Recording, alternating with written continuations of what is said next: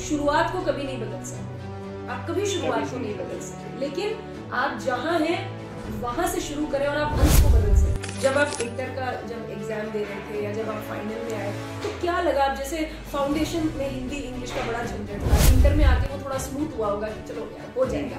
अब जब आप फाइनल में आए तो क्या मुश्किलें आई फाइनल में? अच्छा, आप बहुत सारे लोग, अभी एक बड़ा कंफ्यूजन होगा जैसे एग्जाम दे देंगे, इंटर्नशिप करें नहीं करें, आप क्या कहते हो? जैसे जनरली जब भी हम कम्युनिकेशन की बात करते हैं तो स्टूडेंट को ऐसा लगता है कि कम्युनिकेशन का मतलब हम बोल रहे हैं आप इंग्लिश सीखो।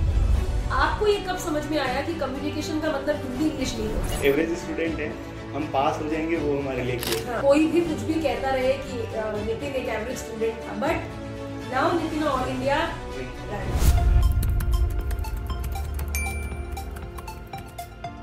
सो गुड इवनिंग नितिन, कैसे हो? गुड इवनिंग मैम, मैं बढ़िया। So welcome to DCC. हमारे स्टार डीसीसीएन है नितिन और फाउंडेशन इंटर फाइनल हमारे साथ जुड़े हुए हैं। सो नितिन अभी कहाँ काम कर रहे हैं? मैं भी एनबीसी बेयरिंग्स में हूँ। एनबीसी बेयरिंग्स में क्या करते हैं, मतलब व्हाट एनबीसी में? Bearing manufacturing company. Bearing manufacturing company है, ओके। सो नितिन कहाँ से है प्रॉपरली आपका मतलब? मैं एक विलेज एरिया है, टोंक डिस्ट्रिक्ट के अंदर है, देवली ब्लॉक में, एक नासिरदा करके गांव है। अच्छा, नासिरदा से हैं आप। सो बट मतलब स्कूलिंग सब वहीं से हुई? थ्रू आउट 5th क्लास तक मैं गांव से था, देन उसके बाद मैंने टोंक डिस्ट्रिक्ट, देन फिर proper Tonk and then Jaipur. उसके बाद 11th-12th लास्ट जयपुर से करी। तो नितिन मतलब जब किसने सजेस्ट किया कि सीएमए करना चाहिए? बिकॉज ऐसा बोला जाता है कि CMA is not very popular course, और आप जैसे नरसिंदा जैसे बहुत छोटी सी जगह है वो वहाँ पे, तो किसने सजेस्ट किया कि सीएमए परस्यू कर लो? स्पेसिफिक में ऐसा था कि हम जो जहाँ जयपुर में जब मैं 11th-12th में था तो पीजी में था, तो वहाँ पे भैया वगैरह सीए कर रहे थे, तो स्पेसिफिक उनसे जब मैंने डिस्कस किया कि भैया लाइक मेरे को सीए जैसा कोर्स नहीं करना है जिसमें क्योंकि एक लॉन्ग ड्यूरेशन और वो सब है, सो उन्होंने मुझे सजेस्ट किया कि आप सीएमए आईसीडब्ल्यूए दैट टाइम हुआ करता था, तो कि आप आईसीडब्ल्यूए ट्राई करो। आईसीडब्ल्यूए ट्राई करो जी। जी। तो वो भैया भी खुद सीएमए कर रहे थे? नहीं, क्या? वो चार्टर्ड कर रहे थे, तो बट स्पेसिफिक उन्होंने सजेस्ट किया कि अगर तेरे को कम ड्यूरेशन में और जल्दी को कुछ एक प्रोफेशनल डिग्री लेनी है तो आप सीएमए ट्राई करो।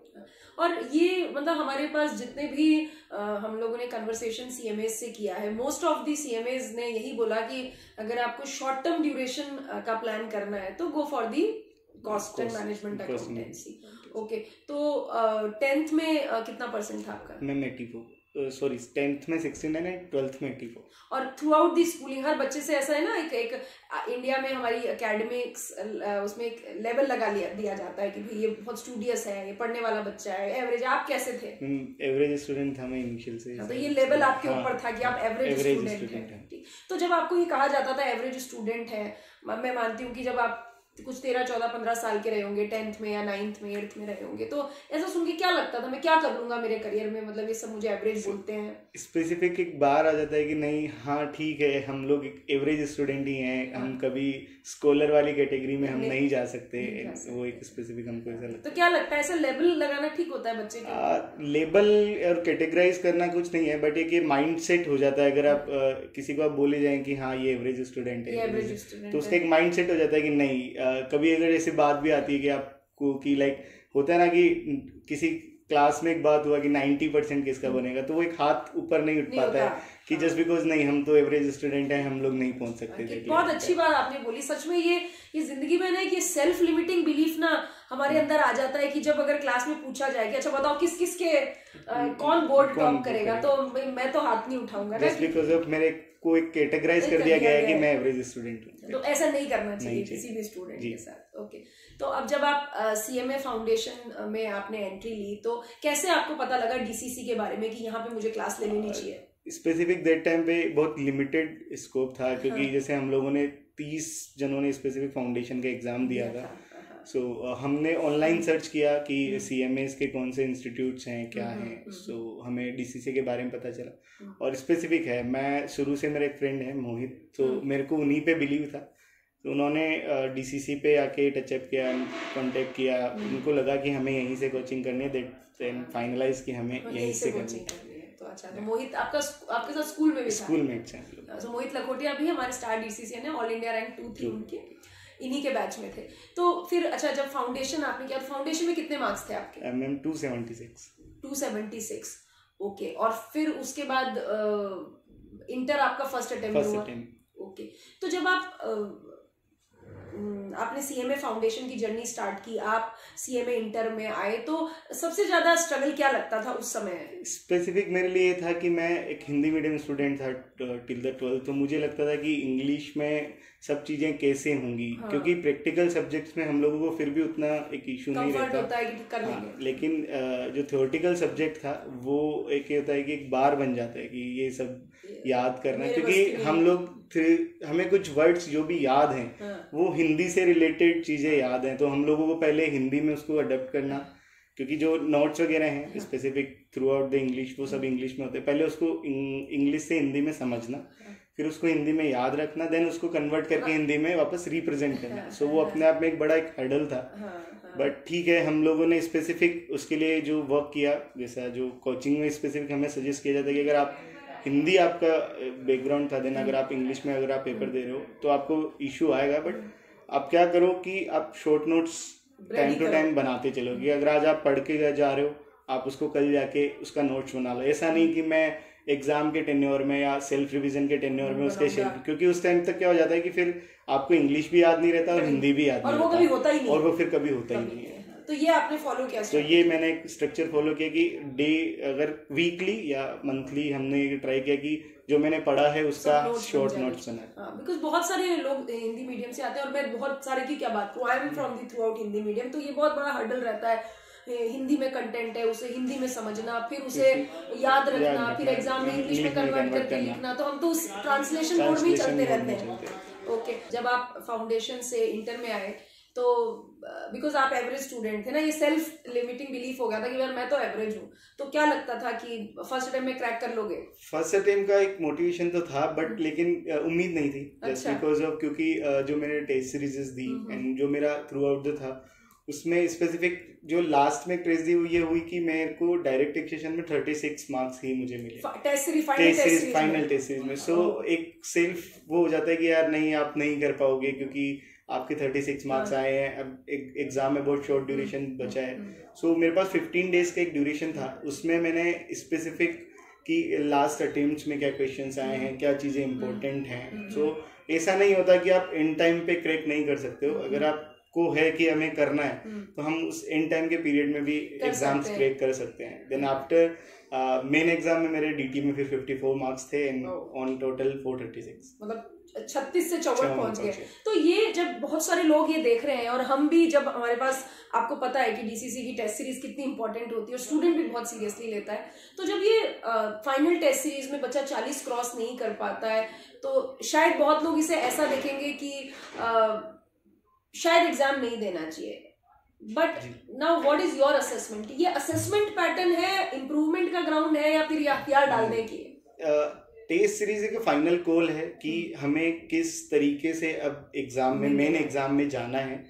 स्पेसिफिक अगर आप 2 to 3 सब्जेक्ट में फेल हो तो then it is a pain point कि आपको फिर इधर first group then either second group, just because of कि अगर आप सोचते हैं कि मैं अब दोनों ग्रुप एक साथ निकाल लेता हूँ तो वो एक आपके लिए खुद के लिए पेन पॉइंट हो जाएगा। एंड अनदर थिंग कि अगर आप एक सब्जेक्ट में भी अगर आपको लगता है कि नहीं इसमें मैं लैकिंग कर रहा हूँ, सो इनफ टाइम होता है और सेल्फ कॉन्फिडेंस के साथ अगर हम जाते हैं तो हम क्रैक कर सकते हैं ना। ये बहुत अच्छी बात आपने बोली कि जो लोग भी इस कन्वर्सेशन को सुने कि वो ये तो ना समझे कि मतलब हम नहीं निकाल पाएंगे, बट अगर 2-3 सब्जेक्ट में 40 से कम आ रहे हैं तो फिर एक कॉल है कि आपको first group either second group. पर उस 10-15 दिन में 4-5 नंबर 10 नंबर की मारामारी मैनेज करना बहुत मुश्किल है। स्पेसिफिक अगर हम उस नेगेटिविटी से बाहर आए कि हम फेल ही हो जाएंगे, सो हम फिर क्रैक कर सकते हैं। अगर हम लोगों का माइंड सेटअप ये हो गया कि नहीं मेरे से तो नहीं निकलेगा, फिर वो तो ये नेगेटिविटी तो आपके साथ भी हुई होगी ना? उसमें उस नेगेटिविटी में काम आते हैं दोस्त जो हैं, जैसे मेरे साथ हम वही था। सो उस टाइम पे उसने कहा कि नहीं तू कर, मैं हूं ना, तू कर, तेरे को जो प्रॉब्लम आए मेरे से डिस्कस। हम लोग एग्जाम टाइम में भी लेट नाइट तक लाइक हम, ऐसा नहीं था कि कोई 12 बज रहे हैं, क्या 2 बज रहे हैं, क्या 3 बज रहे हैं, पढ़ रहे हैं, दिक्कत आ गई, फोन लगा दिया कि भाई मेरे को नहीं समझ आ रहा, मेरे को क्लियर कर मेरे को। तो उसका भी ऐसा नहीं था कि यार भाई मेरा एग्जाम भी है या वो है, उसने भी ऑल टाइम की हाँ भाई ग्रुप में बताता हूँ तेरे को। सो वो सपोर्ट जो सिस्टम एक गुड फ्रेंड सर्किल है वो इन टाइम पे इन सब चीजों में काम आता है। बहुत अच्छी बात है।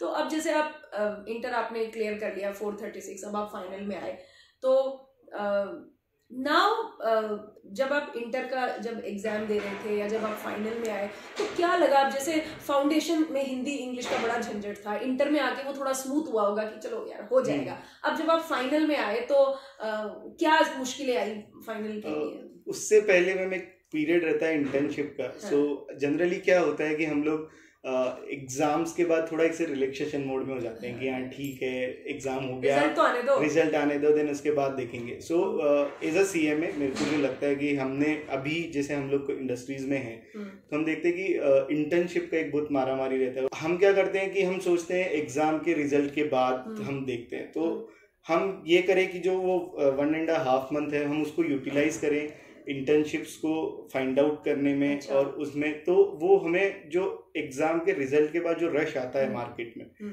उसमें वो हेल्पफुल करता है कि हम लोग प्री प्रिपेयर थे, हमको उस रश में भागदौड़ी नहीं थी, हमने अपना स्लॉट देख लिया, हमने ट्रेनिंग करनी है, तो वो ये समय यूज करना चाहिए। आपने कहाँ से करी थी ट्रेनिंग? मैंने रतन टेक्सटाइल्स है सीतापुरा में अपने। क्या स्टाइपेंड था वहाँ? 8,000 सिखाया, काम सिखाया। अच्छा, तो आपने खुद ही ने अपने आप सर्च किया या कोई जानकारी? नहीं, हमने सर्च किया सबने, और वहाँ से आप रतन टेक्सटाइल से आपने किया। अच्छा, आप बहुत सारे लोग, अब ये एक बड़ा कंफ्यूजन होगा जैसे ही एग्जाम दे देंगे, इंटर्नशिप करें नहीं करें, आप क्या कहते हो?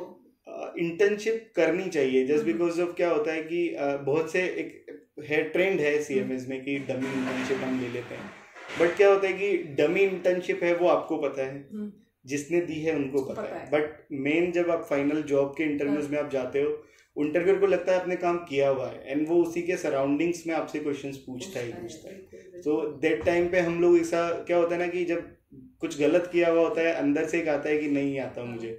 सो फिर वो मैं कहूंगी जब आप कुछ चीज प्रिटेंड कर रहे होते हो, होता नहीं है पर आप दिखा रहे होते हो कि मैं काम करके आया हूँ, तो वहाँ पे ऐसा मन में लगता है कि नहीं, तो वो जो लैकिंग पॉइंट होता है वो इंटरव्यूअर्स आप समझते हैं जस्ट बिकॉज ऑफ वो एक एक्सपीरियंस पैनल है, तो हमें करनी चाहिए इंटर्नशिप। सो एक एवरेज स्टूडेंट से हिंदी इंग्लिश के झंझट में डरे हुए फिर इंटर आपने फर्स्ट अटेम्प्ट में क्रैक कर लिया, और ये बहुत, मैं कहूँगी ये बहुत बड़ी स्ट्रेंथ होती है कि मेरे देखो 36 नंबर आए पर लेकिन मैंने अपने कॉन्फिडेंस को मेंटेन रखा और मैंने निकाल लिया इंटर। अब फाइनल में आपका ऑल इंडिया रैंक था, कौन सा रैंक था?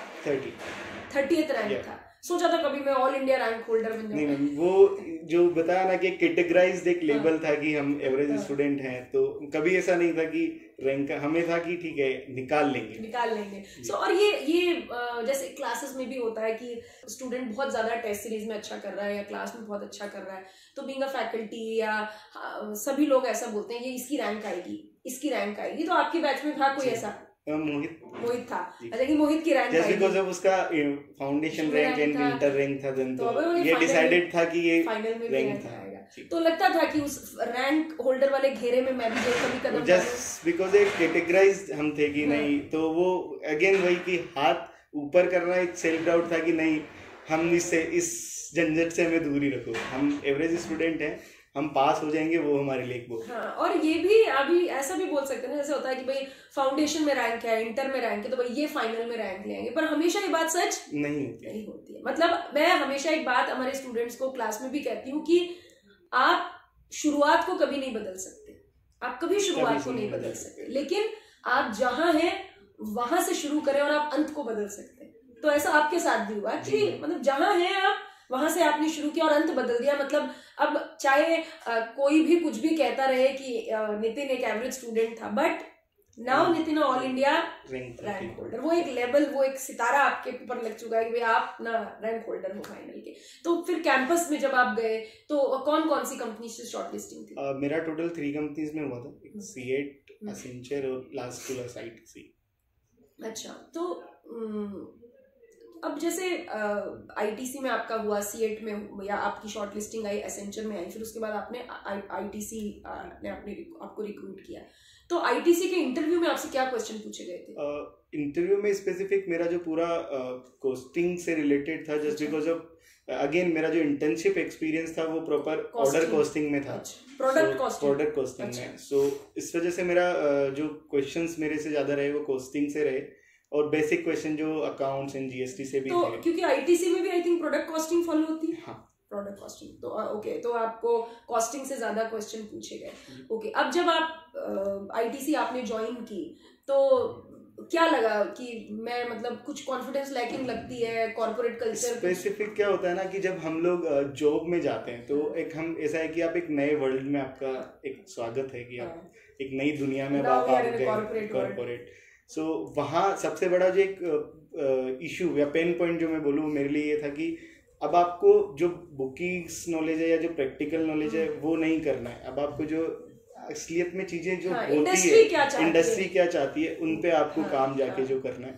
सो बहुत सी बार क्या होता है कि आपको जो एक्सपीरियंस पर्सन है उनके सामने आपको ऐसा फील होता है कि हाँ अभी आप फ्रेशर हो, आपको बहुत सी सारी चीज़ों की नॉलेज नहीं है। बट वो धीरे धीरे जब इंडस्ट्री में हम गए, सपोर्टिव कलीग्स मिले, जॉब ट्रेनिंग्स वगैरह मिली, तो उसके बाद वो चीज़ें ईजी लगने लगी। क्योंकि हमें क्या होता है ना, टेक्निकलिटी आती है बट जो एक बिहेवियरल और जो स्किल सेट होता है वो हम लोग लेकिंग कर जाते हैं, तो उसमें हम लोग फिर जाके फंसते हैं। फिर कितने साल काम किया एमबीसी? 1 ईयर, मतलब आईटीसी में 1 ईयर। थोड़ा उसके बारे में बताइए ना। आप हमारे लिए वो लेके आते थे, गिफ्ट पैक लेके आते थे, क्या सिस्टम है आईटीसी का? मैं क्लास में भी कई बार बताती हूँ लोगों को, तो क्या सिस्टम है? ऐसे एम्प्लॉइज को देते हैं वो, क्या सिस्टम है? एम्प्लॉइज का एक्चुअली क्या होता है कि आईटीसी जो अपना एक सीटीसी पोर्शन में इनबिल्ट करता है कि आप आईटीसी के प्रोडक्ट्स परचेज करो एंड देन रियम्बर्स आप करवा सकते हो उनसे। अच्छा, सो आप वो प्रोडक्ट, हाँ जैसे वो है ना, जो लोग देख रहे होंगे, जो लोग फूडी है, वो आईटीसी का वो फैंटेसी होता है या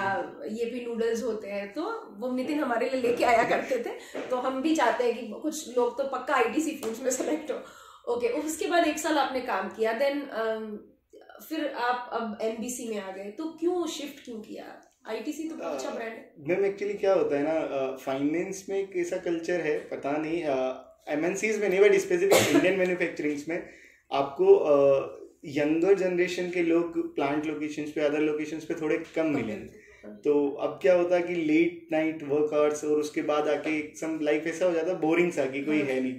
ऑल्दो मेरा जो जॉब लोकेशन था वो हरिद्वार ऋषिकेश था, तो इटसेल्फ लोग वहाँ वेकेशंस में जाते हैं। बट मेरे को लगा कि नहीं, यहाँ नहीं हो पाएगा अपने से। सो फिर मैंने सर्च किया। मतलब थोड़ी हैपनिंग लाइफ तो चाहिए, थोड़ी हैपनिंग। पूरा दिन आप काम कर रहे हैं, पैसा भी मिल रहा है, कंपनी भी बहुत अच्छी, बट फिर भी हैपनिंग लाइफ तो चाहिए। रोज गंगा आरती में जाके खड़े नहीं हो सकते।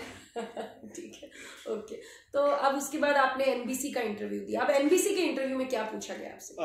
बीइंग अ 1 ईयर एक्सपीरियंस, वहाँ चीजें चेंज हो जाती है। लाइक अब आपको कोई ये नहीं पूछेगा कि आप प्लेसमेंट्स के लिए जा रहे हैं, फ्रेशर नहीं है, आपको ऐसे कोई बुक्स की नॉलेज और कोई प्रोविजंस वो नहीं पूछता। वहाँ जो मेन था वो था कि आपने क्या सीखा हुआ है, आप क्या करते हो एज ए एक्सपीरियंस।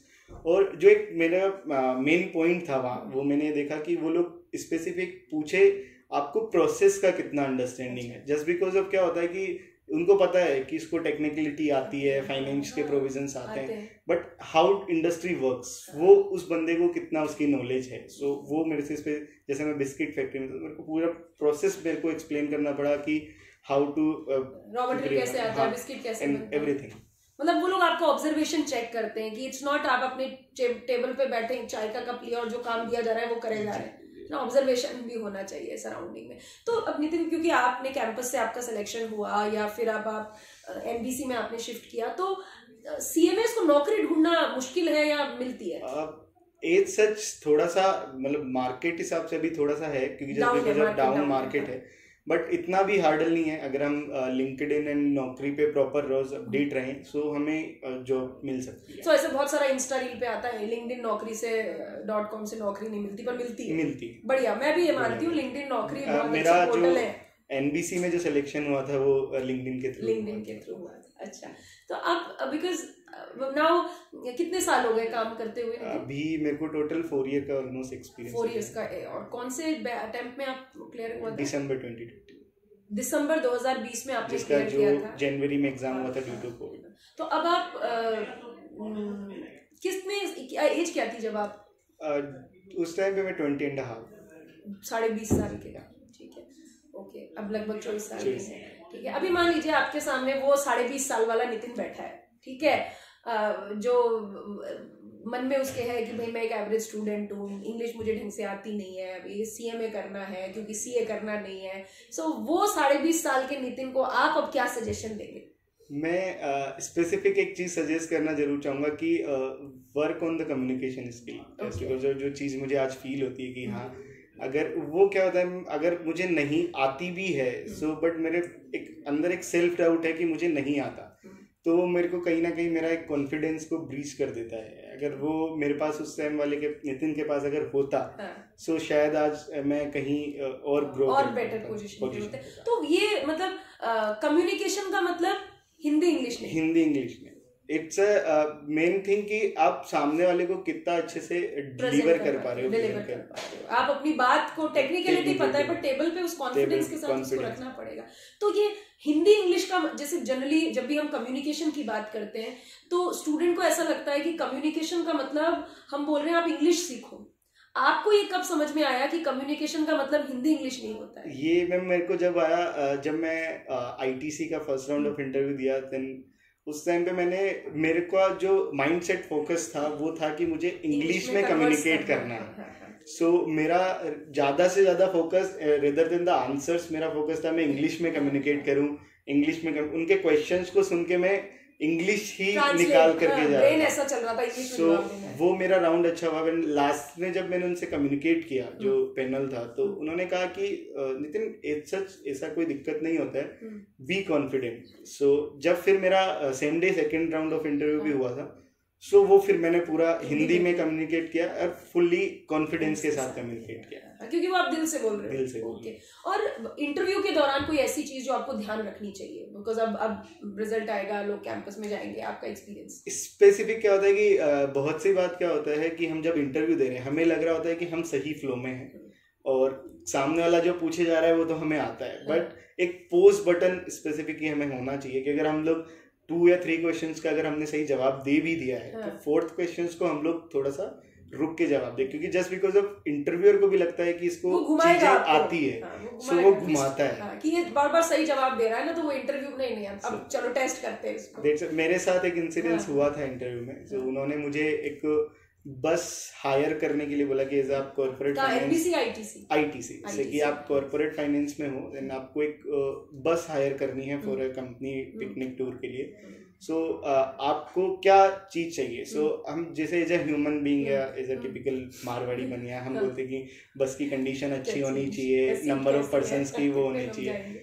लेकिन वो सब चीजें as a finance person matter नहीं करती। उस पॉइंट पे उन्होंने मेरे को 2 बार कहा एंड थर्ड टाइम जब उन्होंने मुझे टोका, देन ही सेज कि नितिन रुको और सोचो, क्योंकि सोचना भी एक पार्ट होता है। सो उसके बाद मुझे रियलाइज हुआ कि नहीं, मुझे इसको फाइनेंस की तरफ उसको जाके जवाब देना है। वो मैंने उसको उस तरीके से कंक्लूड किया।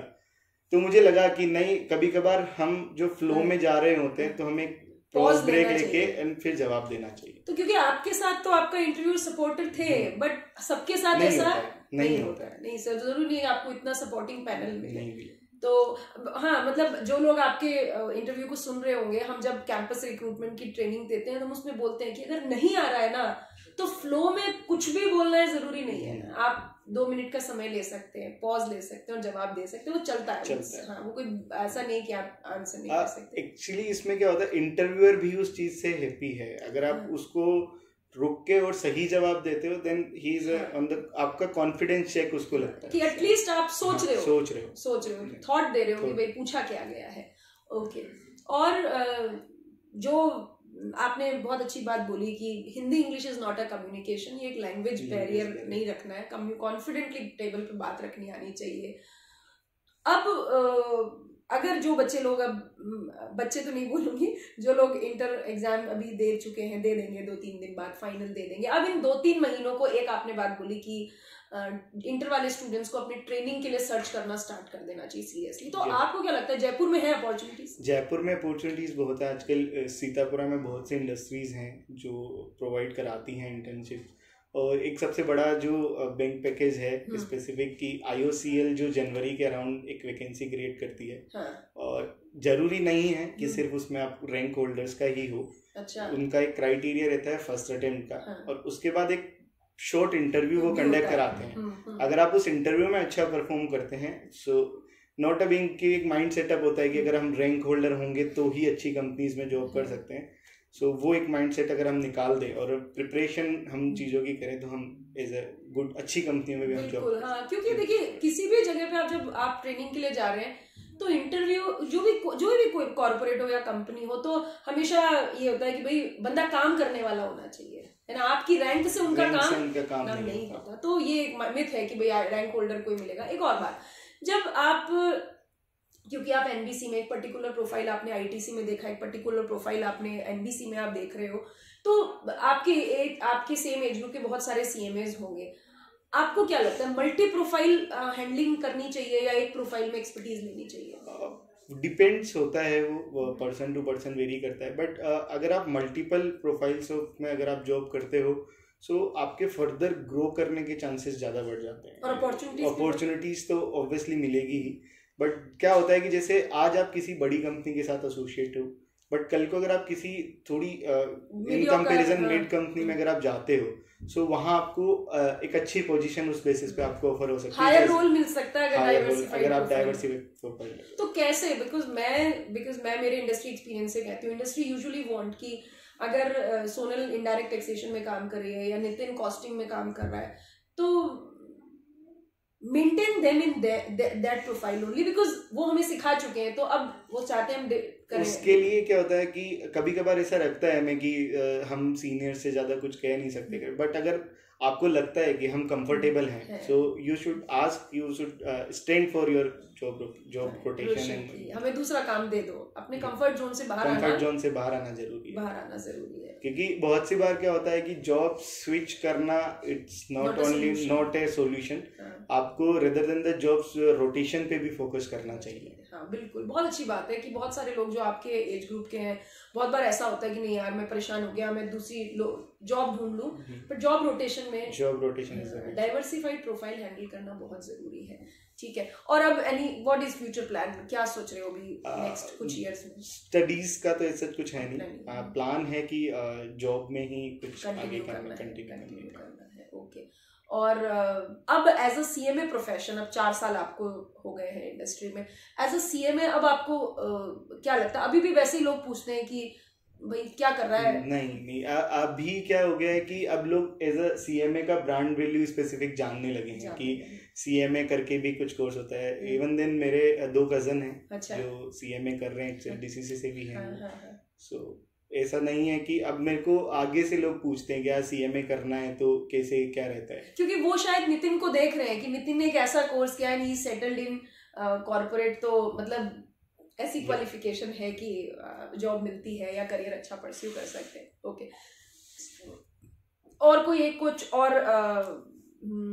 कोई ऐसी बात जो आप अब बडिंग सीएमएस से शेयर करना चाहें, कुछ इनसाइट, कोई गाइडलाइन स्पेसिफिक सीएमएस को कि लाइक हम कभी कभार क्या होता है कि बहुत सी बार हमारे साथ होता है कि जैसे अब हम जर्नी क्रॉस कर चुके हैं, हम सीएमएस बन चुके हैं, सो जो सपोर्ट साथ वाले हैं उनको साथ को मेंटेन करना एक हमारे लिए एक बड़ा हर्डल हो जाता है कि आपका दोस्त एक अलग सिटी में है, आप एक अलग सिटीज में हैं। सो स्पेसिफिक उनको ये कि 1 महीने में नहीं 2 महीने में बट मिलते रहो, ताकि क्या होता है कि नेटवर्क बना रहे, और specific not only network but कि आपका एक जो फ्रेंडशिप है जो आपने कोचिंग टाइम में किया है या स्कूलिंग टाइम में किया है वो आपका एक कंटिन्यू रहे, वरना क्या है मैम कि दोस्त छूटते चले जाए। हाँ, बहुत अच्छी बात बोली, और शायद आज तक किसी ने नहीं बोली ये बात। बिल्कुल, हम जब कॉर्पोरेट में चले जाते हैं, मैं दूसरे शहर में, दोस्त दूसरे शहर में, और हम ना उस कॉर्पोरेट लाइफ में इतने बिजी हो जाते हैं कि शायद 6-6, 8-8 साल भर बात नहीं होती है ना, और वो टच छूटता चला जाता है, और आप एक अनजान की तरह 1.5 से 2 साल बाद कॉल करते हो तो बस इतनी सी बात होती है, अच्छा तुम कैसे हो और हम कैसे, बस ओके सब ठीक है आए।